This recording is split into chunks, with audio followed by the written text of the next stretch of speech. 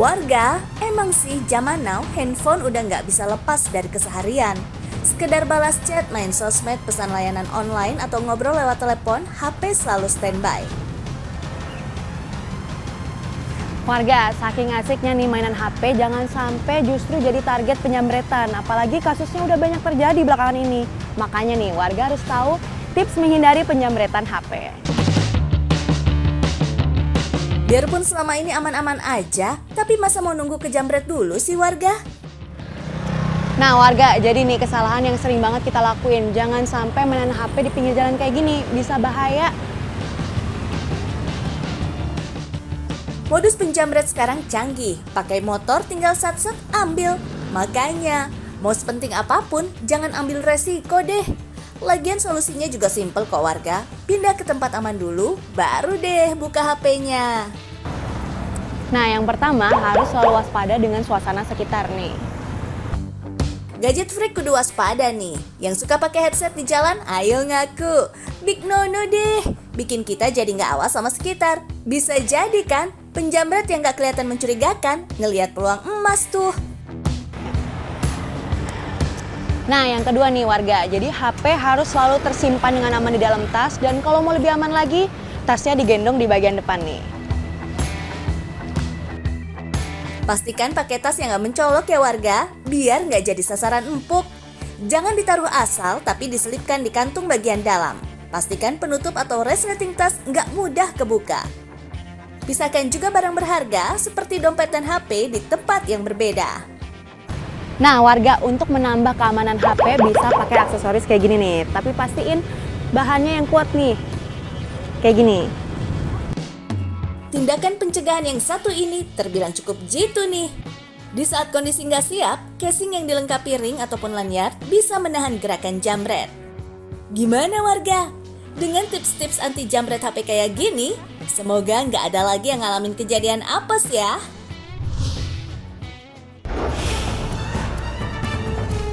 Jakarta jadi tempat banyak orang berlomba-lomba untuk mengadu nasib. Semua aktivitas ekonomi dan bisnis berpusat di Jakarta. Dari berbagai daerah, masyarakat berbondong-bondong mencari nafkah. Tanpa keterampilan, mencari pekerjaan di Jakarta tentu sulit. Warga harus tahu, desakan ekonomi dan kebutuhan hidup membuat segelintir orang memilih jalan yang salah. Misalnya, menjadi copet. What? Salah satunya Alex yang sejak tahun 2019 sudah tidak berperan sebagai pencopet lagi. Demi keamanan, namanya harus disamarkan ya warga. Faktornya itu ya susah kerja juga kan, susah kerja, terus ditambah faktor ekonomi dari keluarga juga, ditambah faktor lingkungan juga, udah itu yang bikin kita mau nggak mau ikut terjerumus sama lingkungan. Warga, copet merupakan bentuk pencurian uang atau barang tanpa diketahui korban. Bisa dibilang, profesi yang satu ini butuh keterampilan, ketenangan, dan ketangkasan. Sayangnya, skill seperti ini justru merugikan orang lain ya warga. Kecepatan tangan seorang copet hampir sama dengan kehebatan pesulap yang sedang melakukan triknya di keramaian. Sering-seringnya itu di tempat-tempat konser musik. Itu kan paling banyak tuh konser-konser musik kayak di Ancol. Dulu itu kan masih banyak tuh konser-konser kayak konser dangdut, itu yang kayak gitu. Selama beraksi, Alex mengaku selalu membawa senjata tajam, semata-mata untuk perlindungan diri. Warga, pencopet termasuk orang-orang yang cerdas loh. Sebelum beraksi, butuh persiapan matang. Contohnya, mereka harus punya uang elektronik agar bisa beraksi di halte busway maupun di kereta. Soalnya target mereka seringkali lengah di tempat-tempat tersebut. Lokasi keramaian jadi incaran para komplotan pencopet, karena tempat ini bisa membuat korbannya tidak mudah untuk bergerak. Selain berani, komplotan copet juga harus membaur dengan para targetnya. Minimal gaya pakaian mereka juga harus terlihat rapi, menyesuaikan lokasi yang jadi target mereka. Kalau tampilan kita sama misalkan kita mau di mana nih, stasiun, kita sama setelan ke orang kerja gitu, ke orang buka kantor. Jadi kita kan ngamar juga sama gitu sama mereka, kalau kita kan copet gitu. Ibarat bunglon, sebisa mungkin mereka membaur dengan suasana sekitar. Semakin ramai tempat untuk mencopet, semakin mulus juga jalan mereka untuk mendapatkan keuntungan.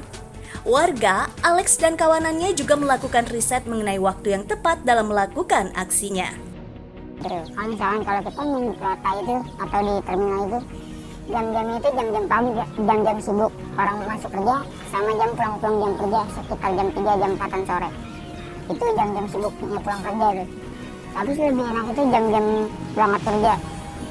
Karena kalau jam-jam berangkat kerja itu orang nggak fokus sama gadget, dia lebih fokus, gue telat kerja nih. Jadi dia nggak fokus ke HP deh.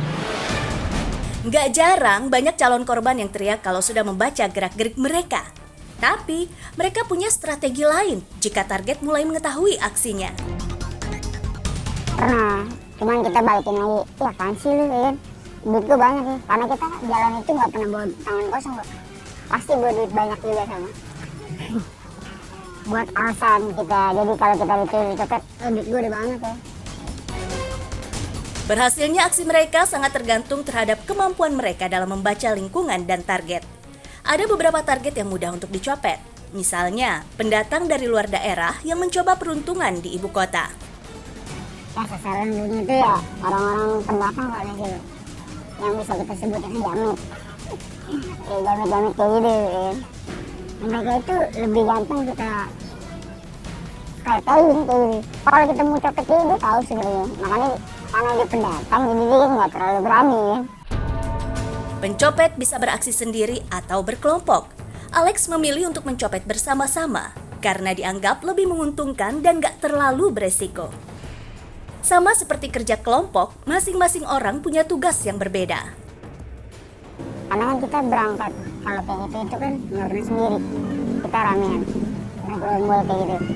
Minimal itu 4 orang. Ya karena buat menghindari kecurigaan lingkungan yang mau kita bantai. Kita juga kadang mantau, kita ada yang bagian mantau, ada yang bagian eksekusi juga. Di era modern yang serba online, para pencopet jadi semakin mudah dalam menjalankan aksinya. Gimana enggak? Zaman sekarang orang lebih asik sendiri dengan memainkan gadget, sampai kurang konsentrasi sama keadaan di sekitarnya. Nggak cuma kendaraan umum yang sifatnya massal, angkot pun juga nggak luput dari target pencopet loh. Sebenarnya, sopir angkot udah paham betul sama kebiasaan pencopet yang beraksi di dalam angkot mereka. Supir angkot juga udah hatam banget sama modusnya. Tapi, untuk melarang atau langsung menuduh, supir angkot tidak punya bukti. Supir angkot di sini semua udah apa ciri-cirinya. Ciri-ciri mereka nih antara lain cuman jarak 1 meter mereka naik, 1 meter mereka naik. Nah itu, yang tahunya. Cuman kita nggak berani berkomentar. Karena kita udah paham gitu. Kalau kita berkomentar dengan penumpang awas ini bukan karena kita kerjasama ya enggak, karena kita juga menjaga keselamatan diri kita sendiri, ya kan, menjaga keselamatan penumpang juga. Warga harus tahu siapa saja bisa menjadi korban para pencopet. Selalu waspada dan simpan barang berharga jika di keramaian menjadi kunci utama untuk menghindari aksi copet. Dan yang gak kalah penting, tetap fokus dengan kondisi sekitar ya warga, karena kejahatan bisa mengintai kapan saja.